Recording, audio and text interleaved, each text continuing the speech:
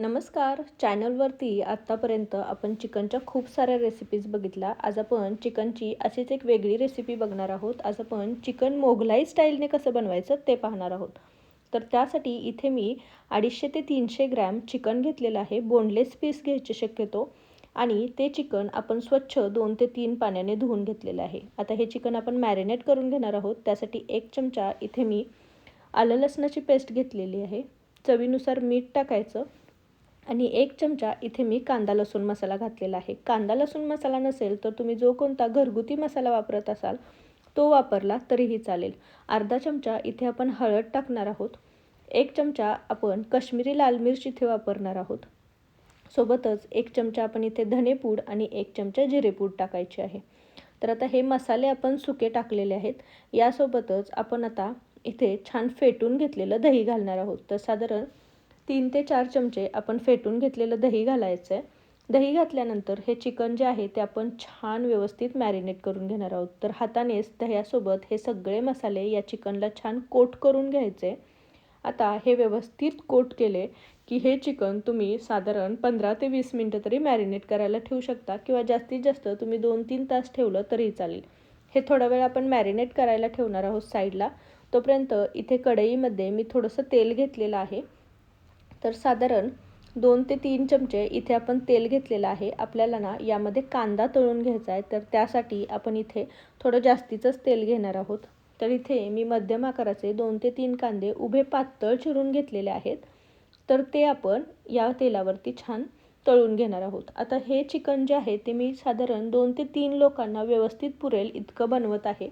त्यासाठी मी मध्यम आकाराचे 2 ते 3 कांदे घेतले. तुम्ही जास्त लोकांसाठी बनवत असाल तर हे कांद्याचं प्रमाण जे आहे ते थोडंसं जास्त वाढवलं तरी चालेल.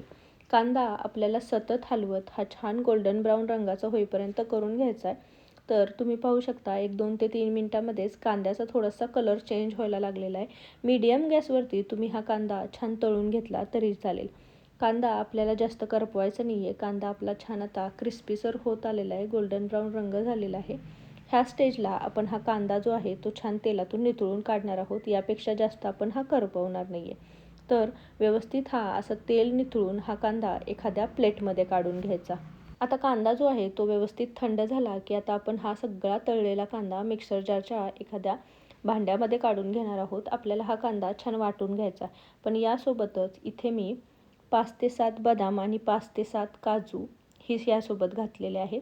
आणि सोबतच 2 चमचे आपण इथे दही घालणार आहोत. बदामाने आणि काजूने जे आहे ते आपल्या ग्रेव्हीला छान रिचनेस येणार आहे आणि दह्यामुळे ग्रेव्ही आपली छान क्रीमीसर होते.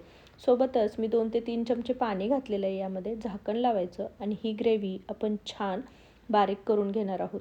तर व्यवस्थित हे छान असं वाटण बारीक करून घेतलेलं आहे. तुम्ही पाहू शकता याला सुंदर असा रंगही आलेला आहे आणि सगळी पातळ अशी छान ग्रेव्ही तयार झालेली आहे. तर आता कांदा तळलेली जी कढई होती त्यामध्येच आपण थोडेसे गरम मसाले घालणार आहोत. गॅसची फ्लेम लो ठेवायची. 2 ते 3 मिरी, 2 ते 3 लवंगा आणि एक छोटा दालचिनीचा तुकडा टाकलेला आहे. थोडंसं ते गरम मसाले तेलात परतले की आपण जे हे मॅरिनेट करून घेतलेलं चिकन होतं ते आपण या तेलामध्ये घालणार आहोत. तर साधारण अर्धा ते पाऊण तास हे चिकन छान मॅरिनेट झालेलं आहे. तर आता हे व्यवस्थित या तेलामध्ये घालायचं आणि हे चिकन आपण तेलावरती 1-2 मिनिट छान परतून घेणार आहोत. व्यवस्थित हे तुम्ही पाहू शकता मसाले जे आहेत ते चिकनवरती कोट झालेले आहेत.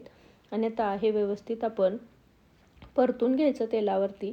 आता हे 1-2 मिनटं तेलावरती व्यवस्थित हलवून घेतलं की आपण यावरती झाकण ठेवणार आहोत. झाकण ठेवून याला आपण 2 ते 3 मिनटं छान वाफ काढून घेणार आहोत. गॅसची फ्लेम लोच ठेवायची आणि 2 ते 3 मिनटं याला एक छान वाफ काढून घ्यायची. 2 ते 3 मिनिटांनी झाकण काढून आपण हे चिकन जे आहे ते पुन्हा एकदा हलवून घेणार आहोत. दह्यामुळे मिठामुळे या चिकनला आपोआप पाणी सुटायला सुरुवात होते. त्यामुळे आपण पहिल्यांदा 1-2 वेळा अशीच वाफ काढून घेणार आहोत आणि नंतर यामध्ये पाणी घालणार आहोत. तर 1-2 वेळा आपण हे हलवून घेतलं. आता जे आपण तयार करून घेतलेली वाटण होतं ते आपण यामध्ये टाकणार आहोत. तर हे सगळं वाटण आपण यामध्ये टाकून घ्यायचं आहे. वाटणाला एक सुंदर असा रिचनेस येतो आणि तळलेल्या कांद्यामुळे याची टेस्टही खूप सुंदर येते. तर आता हे सगळं वाटण आपण या चिकनमध्ये घातल्यानंतर हे चिकन मस्त वाटणासोबत एकजीव करून घ्यायचं आहे. तुम्ही पाहू शकता वाटणाचा सुंदर असा कलर आलेला आहे आणि या चिकनला ह्या ग्रेव्हीमुळे खूप सुंदर असा रिचनेसही येतो आणि चिकनही खूप सुंदर असं चवीला लागतं. तर व्यवस्थित या वाटणासोबत हे चिकन मिक्स करून घ्यायचं. आता यामध्ये आपण 1 चमचा चिकन मसाला घालणार आहोत. चिकन मसाला नसेल तर तुम्ही कोणताही गरम मसाला वापरला तरीही चालेल.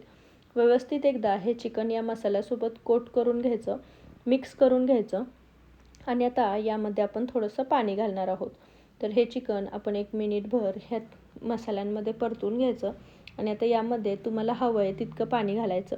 पण आपण यामध्ये काजू, तळलेला कांदा, बदाम घातलेलं आहे, त्यामुळे पाणी थोडंसं जास्त घालायचं, कारण नंतर ही ग्रेव्ही छान दाटसर होतेच. तर मी इथे साधारण ग्लासभर असं पाणी घातलेलं आहे आणि आता झाकण ठेवून आपण हे चिकन छान शिजवून घेणार आहोत. तर साधारण 15 ते 20 मिनटं हे चिकन मी छान शिजवून घेतलेलं होतं. 1-2 वेळा मी गॅसची फ्लेम कमी करून झाकण काढून हे चिकन हलवून घेतलेलं होतं. तर तुम्ही पाहू शकता चिकन छान असं दाटसर झालेलं आहे. याची सुंदर अशी ग्रेव्ही तयार झालेली आहे. आणि आता हे चिकन शिजलं आहे का तेही आपण पाहूयात. तर मी हे एका चाकूच्या साहाय्याने कट करून बघते. अतिशय सुंदर असं हे चिकन आपलं शिजलं गेलेलं आहे. तर तुम्ही पाहू शकता हे पटकन असं कटही होतं आहे आणि छान असं मऊ झालेलं आहे. तर आपली चिकनची ग्रेव्ही तयार आहे. गॅसची फ्लेम बंद करायची आणि मस्त गरमागरम ही चिकनची ग्रेव्ही तुम्ही नान, पराठा, चपाती किंवा भाकरीसोबतही सर्व करू शकता. यासोबत जीरा राईसही खूप सुंदर लागतो. तर मस्त अशी चिकन मोगलाईची रेसिपी अगदी सोप्या कृतीमध्ये तयार झालेली आहे.